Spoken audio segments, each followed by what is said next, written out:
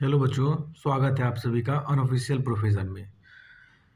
आज इस चैनल पे आप सभी के लिए पहला वीडियो होने जा रहा है और आज से लेकर के जब तक आपकी बोर्ड की परीक्षा होगी तब तक हिंदी विषय में जितने भी चैप्टर है आपकी कक्षा में सबका मैं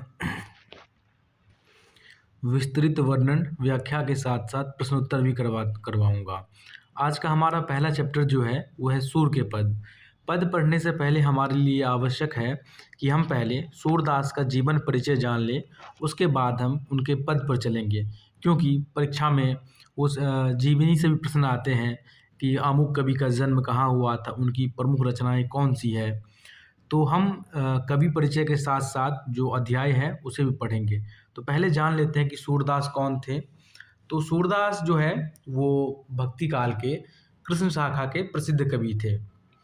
इनका जन्म जो है 1478 ईस्वी में हुआ था। एक मान्यता है इनका जो जन्म स्थान है उसके विषय में एक मान्यता है कि इनका जो जन्म है रुकनतापुर में, रुकनता या रेणुका में हुआ था।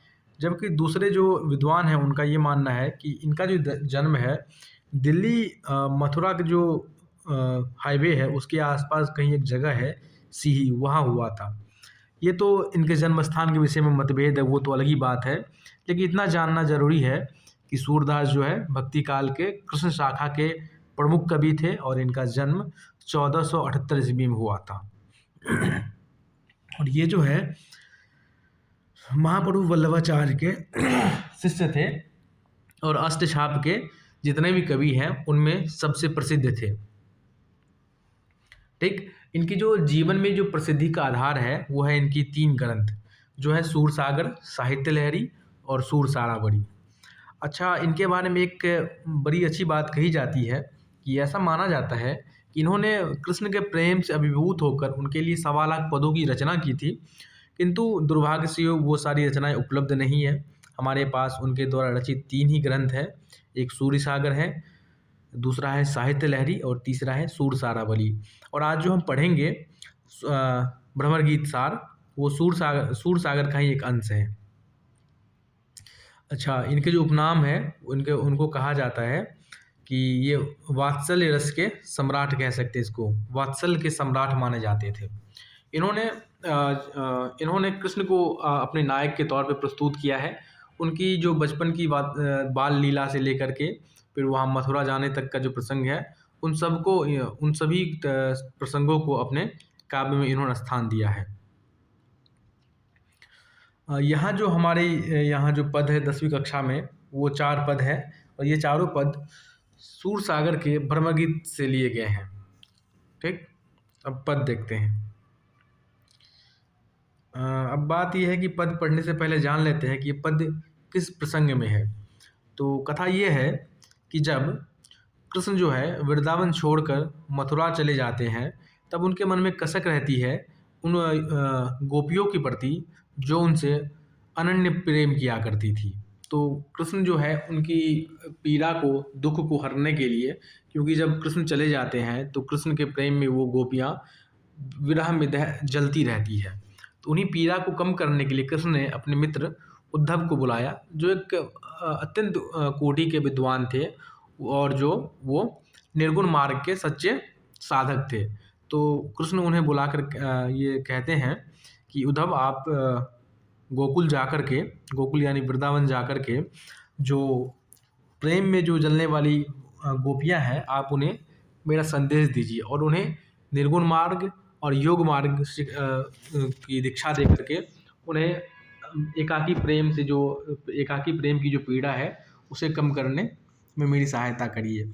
तो कृष्ण का यही संदेश लेकर के जब उद्धव वृंदावन जाते हैं तो वृंदावन जाते हैं, गोपियों को अपनी तरफ से वो कृष्ण को भूलने की और एक तरह से नए जीवन शुरुआत करने की बात कहते हैं। तो ये जो प्रसंग है, पद है, उसी प्रसंग में है।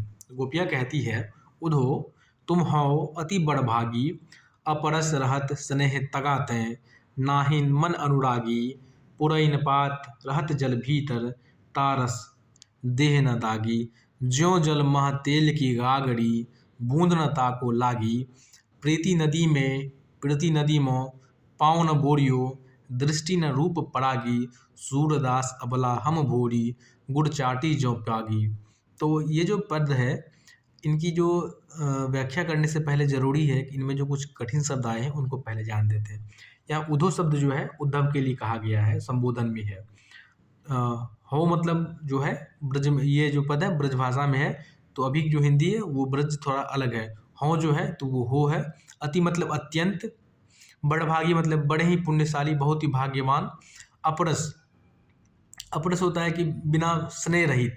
अपरस का हुआ बिना प्रेम के, बिना स्नेह के। तगा मतलब धागा। नाहिन मतलब नहीं। अनुरागी मतलब किसी के प्रति प्रेम भाव रखने वाले। पुरैन जो है एक के तरह के कह सकते हैं कि जल में उगने वाला पौधा है, जिनके पत्तों पर कभी पानी की छींटे नहीं टिक पाते हैं। ठीक। ता, उसमें, ता मतलब उसमें, रस, रस मतलब कह सकते हैं देह नदा। तारस देह, रस मतलब यहाँ प्रेम है। देह तो शरीर, नदागी मतलब एक होता है निशान पड़ना या फिर उसमें चिपका रहना। ज्यों जल माह, ज्यों मतलब जैसे, जल मतलब पानी, माह मतलब में, तेल की गागड़ी, गागड़ी मतलब घड़ा कह सकते हैं। बूंद, बूंद मतलब एक छोटा सा कण या हिस्सा कह सकते हैं। ताको मत जिसे लागी, लगी। प्रीति नदी में पाँव न बोरियो, मतलब कह रहे हैं कि प्रीति, प्रीति नदी, प्रेम रूपी नदी जो है, जो उसमें पैर बोरियो मतलब डुबोते हैं, जो धरते हैं। और फिर कहते हैं दृष्टि मतलब देखने की जो कला है, या फिर कह सकते हैं नज़र। नाम नहीं। रूप मतलब एक शारीरिक बनावट कह सकते हैं, या आकृति कह सकते हैं भी। परागी, जिसमें परागी मतलब कह सकते हैं कि चाहने की लालसा या इच्छा। और फिर सूरदास संबोधन में सूरदास जो है गोपियों की जो तकलीफ है, वो दुख कहते हैं कि अबला मतलब कमज़ोर, बलविहीन, हम भोरी, भोरी मतलब भोली, गुड़, गुड़ जो मीठा होता है, चाटी जो पागी। अब इसको देखते हैं।